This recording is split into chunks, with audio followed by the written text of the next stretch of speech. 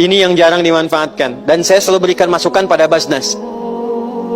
Kalau butuh sesuatu, saya mau tanya dulu, ZIS itu artinya apa? ZIS, Z-I-S. Z-I-S. Apa kepanjangannya? Zakat, infak, sedekah. Kita taunya itu mengeluarkan saja, tapi distribusinya nggak didalami. Padahal mungkin ada hak kita di situ, dan bukan aib kita mengambil itu. Bukan aib. Jadi nggak semua orang ngambil zakat itu fakir miskin, bukan. Tidak semua orang ngambil infak itu bagian dari orang lemah, bukan. Buktinya apa? Orang tua nggak boleh dizakati, tapi harus diinfaki. Istri, ibu kalau dapat dari suami namanya apa? Uang bulanan itu yang dikasih namanya apa? Nafkah. Nafkah itu, Bu, singkatan dari infak. Singkatan dari infak namanya nafkah. Itu ada di Quran surah keempat ayat 34. Ar-rijalu qawwamuna 'alan nisa bima faddalallahu ba'dahum 'ala ba'din wa bima anfaqu. Kata Allah, infak wajib suami yang pertama itu pada istri dan keluarganya. Karena orang kita suka menyingkat-nyingkat, maka disingkat jadi nafkah. Iqomat jadi komat. Adi jadi di, ade jadi de, sini de. Ya, itu singkatan, asalnya itu infak. Infak itu nanti dibagi 3. Ada infak untuk keluarga inti, istri dan anak-anak. Ada infak untuk orang tua dan kerabat. Ada infak umum fi sabilillah. Infak.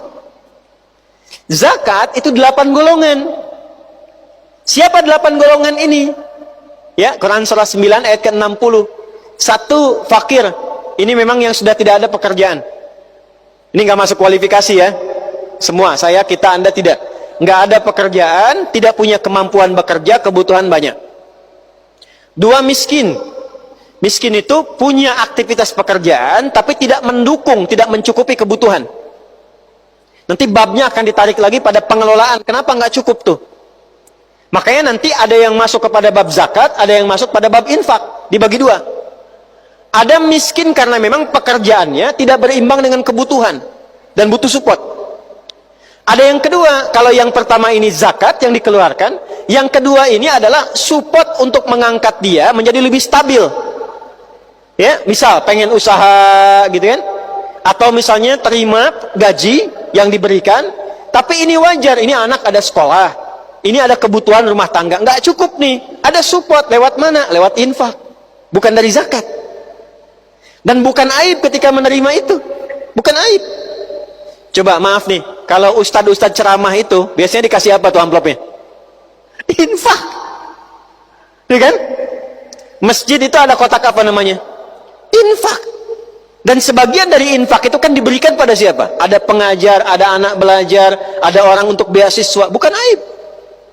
Jadi maksud saya, kalau nanti ada kebutuhan-kebutuhan yang sifatnya pinjaman, kerjasama dengan ZIS dibandingkan dengan pinjam online. Ya sama. Kalau ada ingin penguatan program, boleh kerjasamakan. ZIS itu punya porsinya. Saya sampaikan kepada teman-teman di Basnas, ada konsep yang tidak tepat sekarang. Kalau dari Nabi, diambil dari kewajiban orang yang wajib mengeluarkan zakat dan infak, di tempat itu, lalu disalurkan di tempat itu dulu. Misal, zakat infaknya Pekanbaru, disimpan di Basnasnya Pekanbaru. Itu kalau versi Nabi, jangan di-store ke pusat dulu. Diselesaikan kebutuhan di wilayah Pekanbaru. Nanti koordinasi. Ya. Jadi kalau misalnya di Madinah Umar ini megang kendali, Umar koordinasi. Ya. Mana panglimanya? Datang. Mana bagian kementerian? Datang. Berapa bagian dari porsi ini yang harus disalurkan kepada, ini sudah ada kualifikasinya. Ini fulan. Zaman Utsman itu semua militer, baik darat, termasuk angkatan laut, udara belum ada, darat dan angkatan laut, itu tidak ada yang berpikir tentang keluarganya. Karena semua kebutuhannya terpenuhi. Di atas kebutuhan pokok. Dari mana posnya? Baitul Mal.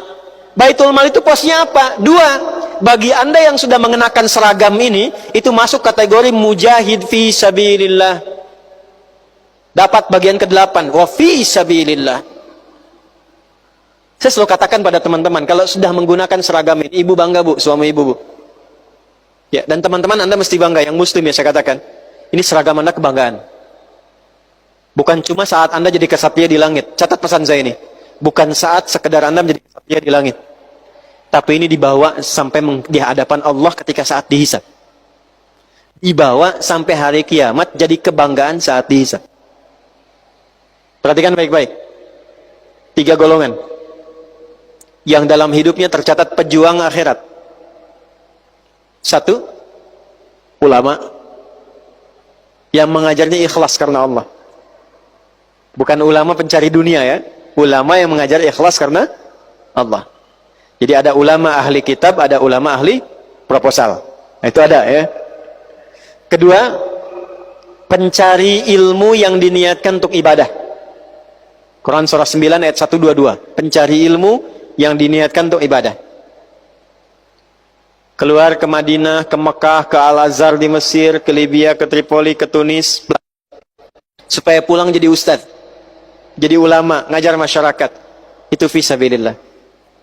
Kalau wafat sedang belajar, itu meninggalnya syahid. Ulama mengajar, wafat lillah karena Allah, itu syahid. Syahid akhirat. Jadi dikuburkannya, dimandikan sama seperti orang biasa, tapi nilainya syahid.